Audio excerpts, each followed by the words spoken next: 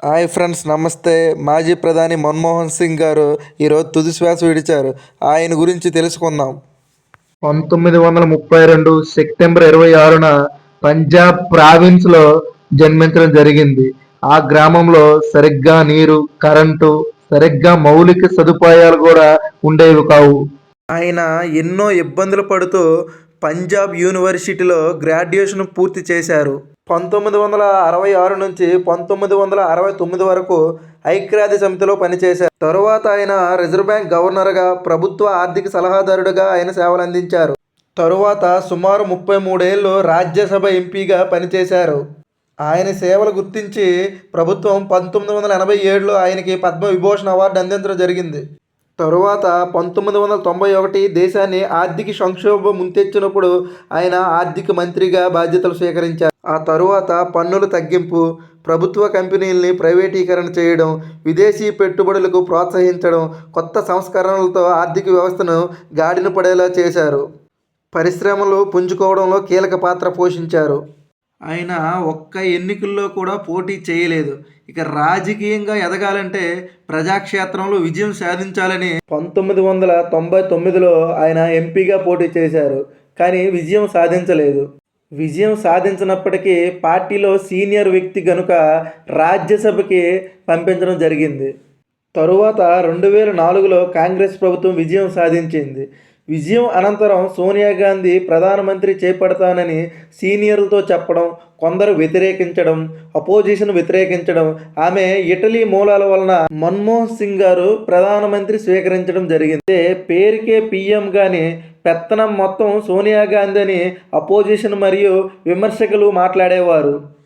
అన్ని ప్రశ్నలకు ఆయన చిరునవ్వుతో సమాధానం చెప్పేవారు.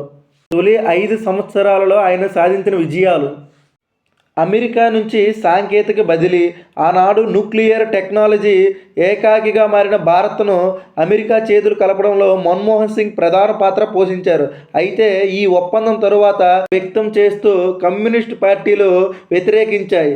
కొత్తగా కూటమి ప్రభుత్వ ఏర్పాటుకు మన్మోహన్ సింగ్ చాలా శ్రమించాల్సి వచ్చింది. 2005 ఉపాధి హామీ పథకం ఆయనే తీసుకువచ్చారు. 2009 ఎన్నికల్లో మళ్ళీ ఘన విజయం సాధించారు. రెండోసారి ప్రధానమంత్రి బాధ్యతలు తీసుకొని రికార్డు సృష్టించారు. జవహర్ లాల్ నెహ్రూ గారు తర్వాత పూర్తిస్థాయి ప్రధానమంత్రిగా రికార్డు సృష్టించారు. విదేశీ పెట్టుబడులకు కీలకంగా వ్యవహరించారు. ముఖ్యంగా శాంతి భద్రత విషయంలో ఎంతో కేర్ తీసుకునేవారు. పాకిస్తాన్ శాంతి భద్రత విషయంలో చర్చలు ఎక్కువ చేసేవారు. అయితే 2008 ముంబై దాడుల్లో ఈ చర్చలు పూర్తిగా పట్టాలు తప్పాయని చెప్పాలి. ఆయన పైన ఎన్నో విమర్శలు వచ్చాయి. ఎన్నో భూ కుంభకోణాలు మరియు దొంగ స్టాంపులు చేశారని ఎన్నో విమర్శలు వచ్చాయి. అయితే పార్టీ అనేది ఒక సమూహం. ఎవరు తప్పు చేసినా అది నాయకుడు ప్రధాన బాధ్యత వహించాలి. తరువాత ఎన్నికల్లో కాంగ్రెస్ ప్రభుత్వం ఓటమి చవిచూసింది. తరువాత ఈ భూ కుంభకోణాల గురించి కోర్టులో కేసు వేయడం జరిగింది. కోర్టు కూడా మీరు సమాధానం చెప్పాలని మన్మోహన్ సింగ్ను ప్రశ్నించింది. దానికి మన్మోహన్ సింగ్ ఒకటే చెప్పారు: సత్యమే గెలుస్తుంది, నేను ఎలాంటి విచారణకైనా సిద్ధమైనతో సమాధానం చెప్పేవారు. తరువాత కరోనా సమయంలో బీజేపీ ప్రభుత్వానికి కొన్ని సలహాలు ఇచ్చారు. ప్రజలు చాలా ఇబ్బంది పడుతున్నారు, ప్రజలకి ప్రత్యక్ష నగదు బదిలీ చేయాలని కోరారు. ఆయన ప్రపంచం మెచ్చిన రాజనీతిజ్ఞుడు, ఆధునిక చాణక్యుడు. భారతదేశ ప్రధానమంత్రిలో నిజాయితీపరుడుగా ప్రశంసలైతే పొందారు. ఆయన ఆర్థిక శాస్త్రంలో మాస్టర్ డిగ్రీ చేశారు కాబట్టి, ఆర్థిక సంక్షోభం వచ్చినప్పుడు మన దేశాన్ని గట్టెక్కించారు కాబట్టి ఆర్థిక సంక్షోభ మంత్రిగా ఆయన పేరు పొందారు.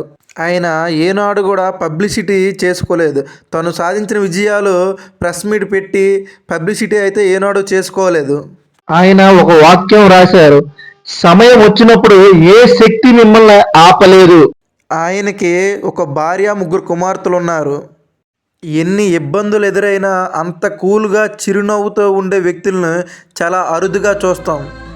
గత కొద్ది రోజుల నుండి అనారోగ్యం కారణంగా ఆయన ఢిల్లీ ఎయిమ్స్ ఆసుపత్రిలో మృతి చెందడం జరిగింది.